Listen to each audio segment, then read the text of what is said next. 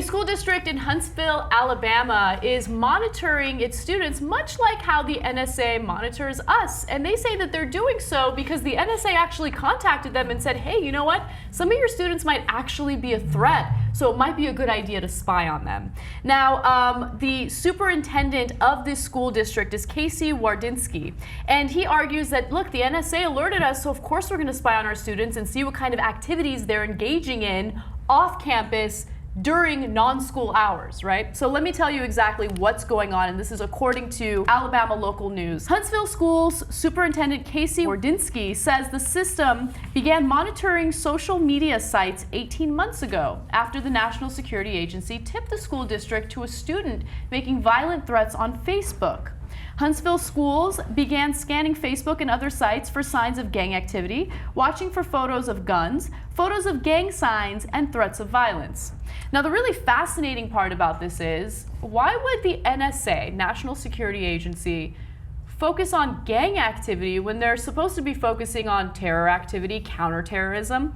Well, the National Security did release a statement about this particular case, and here's what they had to say.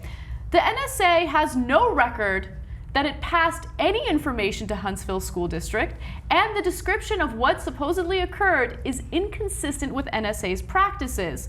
Moreover, NSA does not make recommendations regarding school safety programs. Now, through this type of monitoring, which of course started about 18 months ago, 4 students have been reprimanded in some way, 3 of which have been expelled, and 1 of which has been placed in some sort of alternative program. So what they're doing is they're looking for pictures of teenagers having guns, pictures of guns, and that's enough for them to go after the student and possibly expel them for that type of activity. So, look, the school should not be monitoring what students do when they're not in school or when it's not school hours. When they're doing whatever, posting things on social media, as long as they don't pose an imminent threat to other students in class, then they have no reason to monitor. I don't want anyone monitoring my kids. I don't need it. I think it's excessive. I think that right now we have governmental agencies watching us, now we have school districts watching us, we have everyone watching us. There's no privacy left. It goes way too far. But I think because everyone's watching us, it's okay. I do. I mean, you think one more isn't that like, bad? I don't think it matters. I think that schools, the school's duty to protect the students extends the entire time that the school is in existence. And so, look, if they were breaking into computers, if they were hacking, it's very different than monitoring social media sites, which strikes me.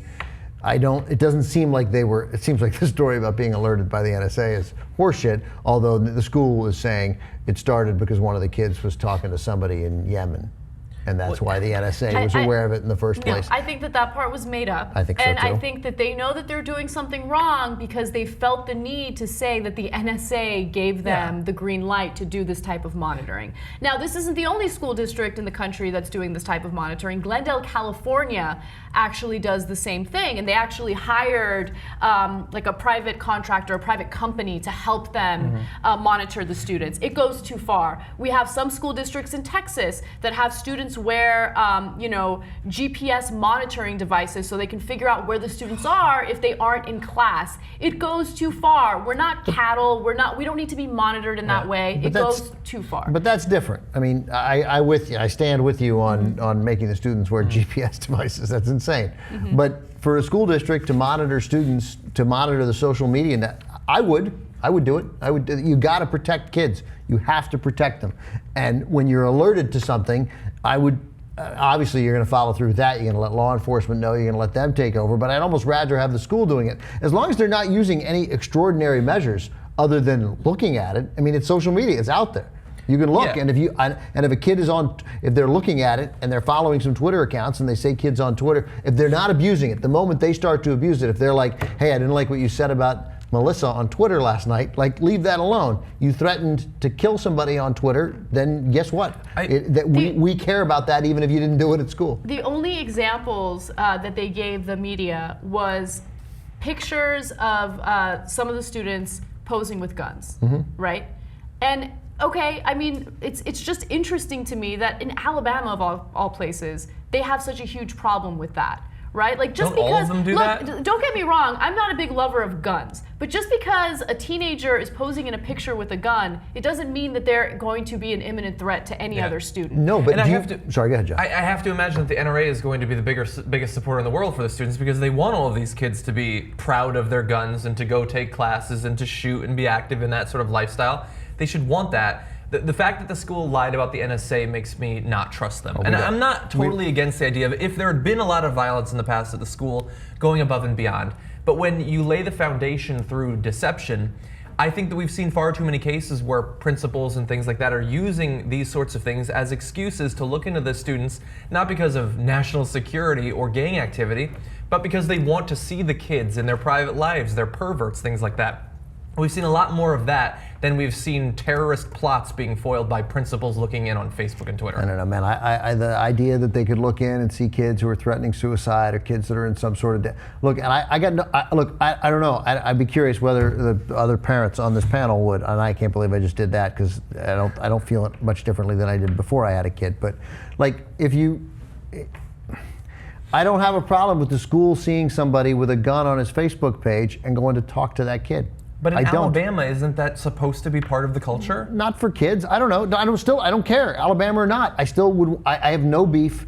The idea of a school shooting, while no different in the terms of killing a kid than it would be if there's a shooting at a pizzeria that kills a kid, is so traumatic to a community, to the kids. It so challenges the framework of what we believe should happen when a child goes to school, that if I see a picture of a student at a school holding his gun, it does not bother me if the school goes and talks to him. If that act of him holding a gun on his property at home causes them to expel the kid, no, of course not. That's crazy talk. Well, that's what's happened. Well, we don't know. Not every time they've seen a kid with a gun, they've expelled anybody. They're not saying that. So if they go into, I don't know, JR and Jesus, is that crazy? Would you guys? I don't know. I see the point. I just wonder where it begins is the only thing. If you're looking for something else and you run across potentially violent behavior or threatening behavior, I get it. But if it's born out of nothing, then that's a problem. I think that's my biggest issue. It's born out of nothing, and then also it goes. Because what else are they finding that they don't like? I'm sorry to interrupt you, by the way. I think we gave probably the best example for them to make their case, which is them posing with guns. I don't think that just because a school-age student is posing with a gun, it means that they're going to be a threat to the school district or to anyone else, right? But they're also saying that they're investigating students who might be making possible or perceived gang signs with their hands.